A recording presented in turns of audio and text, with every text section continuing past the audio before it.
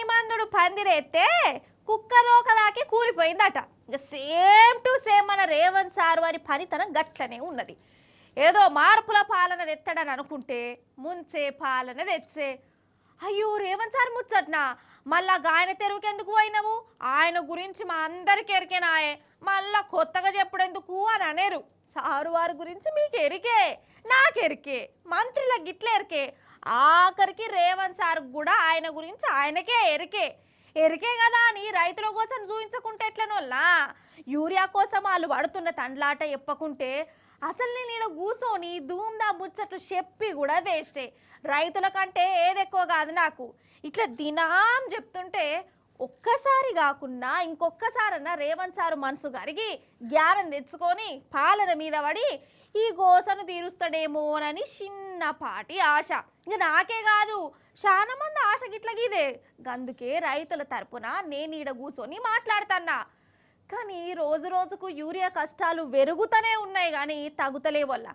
అరే ఒక రోజు 2 రోజులు 3 రోజులు అంటే ఏమనుకోవచ్చు, 2 నెలల సంధి ఏంది గోస రైతులకు. అగో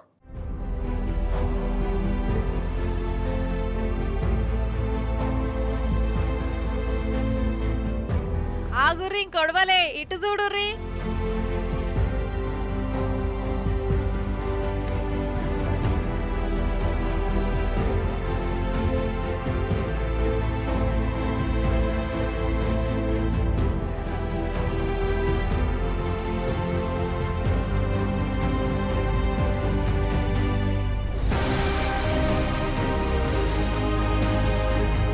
ఏం చూసిర్రు, ఇటు చూడురి. పాపం లైన్లలో నిలబడి బేవోష్ అయిపోయి రోడ్డు మీదనే వండుకున్నది.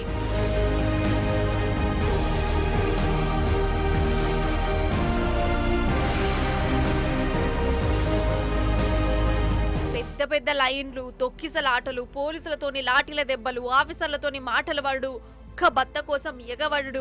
ఇదే తెలంగాణ అంతటా కనబడుతున్న చిత్రాలు మన రైతుల గోసలు. నేను నెల అయితే నారు పెట్టి 2 ఎకరాలు నారు పెట్టినా నారంతా ఎండిపోతున్నది, ఏరియా లేదు, పచ్చగా లేదు.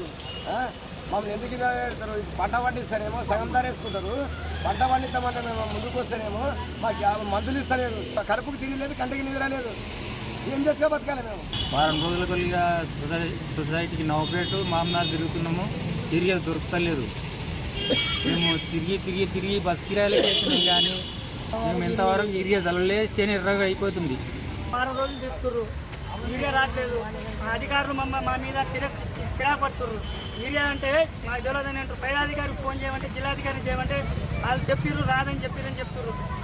ఎప్పుడు వస్తుందో ఎప్పుడు పోతుందో తెలియట్లేదు సార్. యూరియా బయట ఫర్టిలైజర్ షాప్లో పోతే మందు తీసుకుంటేనే యూరియా ఇస్తుంటారు. నాటు పెట్టినాం సార్, ఇప్పుడు దాకా వారం రోజులైంది. ఇప్పుడు యూరియా వేయకుంటే పొలం ఎట్లా వస్తుంది? రైతులు ఎట్లా పడతారు? వాళ్ళు వస్తుందని చెప్పింది సార్. 4 గంటల నుంచి ఈయనే ఉన్నాం. చిన్న పిల్లలు వేసుకొని వస్తున్నారు. మా పరిస్థితి ఏంటి? ఏంది అసలు? ఏమిటికి వచ్చిన కష్టం ఇది? ఏం పాపం చేసిరని గింత హరిగోసపడాలి? యూరియా కోసం కిలోమీటర్ల పొడుగుతో ఈ లైన్ లేంది. అసలు సర్కారు ఉన్నదా లేదా రాష్ట్రంలో? ఆడోళ్ళు, మోగోళ్ళు, చిన్నపిల్లలు, పెద్ద మనుషులు, ముసలోళ్ళు గిట్ల ప్రతి ఒక్కరికి రోడ్ల మీద తిప్పలేంది. మేము తెల్లారుజామున 3కి వచ్చినాం, 3 నిమిషాలు ఇక్కడికి వచ్చేసరికి ఆ టైం నుంచి ఇవ్వడాక వెయిట్ చేస్తాను. మస్తు ఇబ్బంది అయితే మేము కౌలు పడితే 5 ఎకరాలు ఉన్నది. టైంకి వచ్చినాక కొత్త మందులు కలపాలి. ఇప్పుడు మేము ఇన్ని రోజుల నుంచి మేము పొలం చేసుకొని కౌలు పట్టుకొని చేసుకున్నట్టు మేము. ఇప్పుడు మందు బస్తా లేకపోతే కొత్త మందులు కలుపుకుంటే మరి మా బతికెట్ ఉంటుంది. మేము కౌలు పట్టుకున్నాను, మందులు ఎట్లా కట్టుకుంటాం? కౌలు పట్టులకు మరి చేనులకు పొలములకు బయట ఎట్లా కట్టుకుంటారు? మరి చేసిన చేతులకు అరవైనాక మరి మేము పొలాలు చేస్తాం. ఉంటే యువ బస్తాలు అత్తలేమని చెప్పాలంటే మేము కౌలు పట్టుకోకపోతుంది కదా. కౌలు పట్టుకొని పంటలు మేము పండించుకోకుండా ఉంటాం కదా. మాకు పెట్టుబడి పిల్లవాడు ఏంటి? మేము రైతే రాజు అనుకుంటాం, మంచిగా మాట్లాడుతున్నాడు కూర్చోండి. మరి ఇప్పుడు మా బతుకు ఏంటి? ఇక్కడ ఖచ్చితంగా కొట్లాడతాను. ఒక్కొక్క లేడీస్ ఇక్కడ అడ్డపడ్డాలు ఉన్నారు. ఈ యువ బస్తాలు లేకుండా ఆ మందు డబ్బాలు మా చేతికి మేమే తాగి చెప్తాం కదా. ఇదంతా బాధలు మాకేంటిగా మరి. 6 గంటల నుంచి ఇద్దరు ఉంటివి, ఇంటికాడ లేకపోతే పరిస్థితి లేకపోయా. గొర్రె ఉండే, బర్రె ఉండే, పసర ఉండే, చేనుకాడ వచ్చి ఆడ మంచి వచ్చి మో మంచి వచ్చి ఈడ కూర్చునే మో మంచి వచ్చుకో బర్ర కొట్టుకొని పోయా. ఎవరెవరు చిలక ఏంది చేతవేంది అట్లా తోడు పిండి లేకుండా ఉంటే రైతు ఒడ్లే ఎత్తే ఉన్నాడు. ఒడ్లు చేతమే పెట్టని. ఇప్పుడు ఈరియా పిండి వేస్తాను కదా పంట పండేది. ఈరియా పిండి లేని పంట ఇవాళ తినేది రేపు తింటే బతుకుతావా? ఇట్లా ఎందుకు చేయాలి? వాడు ఒడ్లు సన్న బియ్యం రైతు మొత్తం బతికిస్తానంటాడు. ఇదే బతికించుకోవా? రామచంద్ర యూరియా కరువు గింతగరమా మన రాష్ట్రంలో? గిన్ని రోజుల సరే ఒక రోజు 2 రోజులు అంటే ఏమో అనుకోవచ్చు, 2-3 మండలాలలో యూరియా కరవ వచ్చిందంటే సరే యూరియా అని అనుకోవచ్చు. కానీ నెలన్నర సంధి దినాం ఏందిది, ఎందుకు తండ్లాట, ఎవరు చేసిన పాపం ఇది? రైతులు చెప్పులతో కొట్టుకోవాల్సిన పరిస్థితి ఎందుకు పట్టుకొచ్చే, ఎవ్వరు చేయబట్టొచ్చింది? 10 ఏళ్ళల్లా ఎన్నెళ్ళేంది ఇప్పుడు గింతగనం ఎందుకు యూరియా కరవత్తుందో అసలు వ్యవసాయం చేయాలనా, యూరియా కోసం ఫైటింగ్లు చేయాలనా రైతులు? రేవంత్ సారు ఏంది సార్ ఇది, చూసినావా సారు, నువ్వేదో మార్పు తెత్తదాన్ని నీ కోటేసిరు, ఇప్పుడు చెప్పులతో కొట్టుకుంటారు సార్, చెంపలు వాయించుకుంటారు, పొట్టు తిడుతురు సార్ మిమ్మల్ని. వాళ్ళకి ఎంత కడుపు మండితే గిట్లా చేస్తారు సార్, మీతోని కాకుంటే అయితలేదని పక్కకు జరుగురు సారు. అంతేగాని ఇంతమంది గోసపడ్డేంది మీరు చేయబట్టి?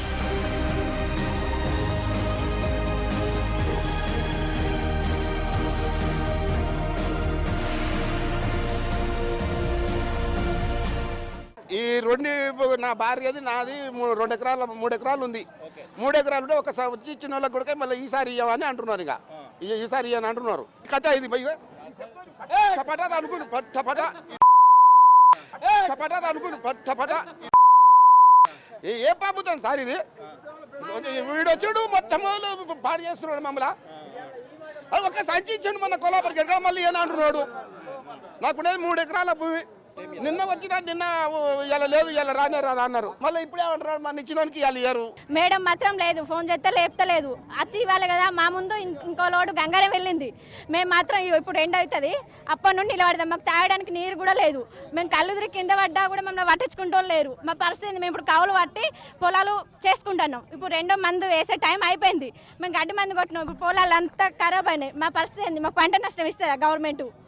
ఎందుకు ఇట్లా మమ్మల్ని పట్టించుకుంటలేరు? కావాల్సిన వాళ్ళు ఫోన్లు చేస్తే లీడర్ల ద్వారా మందు బస్తాలు తీసుకెళ్తారు. మేము లైన్లో నిలబడతాను, మమ్మల్ని లెక్క ఎత్తలేరు. ఎందుకు అట్లా? ప్రభుత్వం ఎందుకు అట్లా ఎత్తుంది? అప్పుడు ఈ మందుకు ఇబ్బంది లేదు, ఈ ధర్నా మేము చేయలేదు, ఇట్లా నిలవలేదు, కళ్ళు తిరిగి కింద పడిపోలేదు. పంట పండుగ పోయినా కూడా కౌలు ఇవ్వాలి కదా, అది మేము కౌలు ఎక్కడి నుండి ఇస్తాం? మేము టైంకు మందు లేకపోతే మేము పండించేందుకు ఆ పంట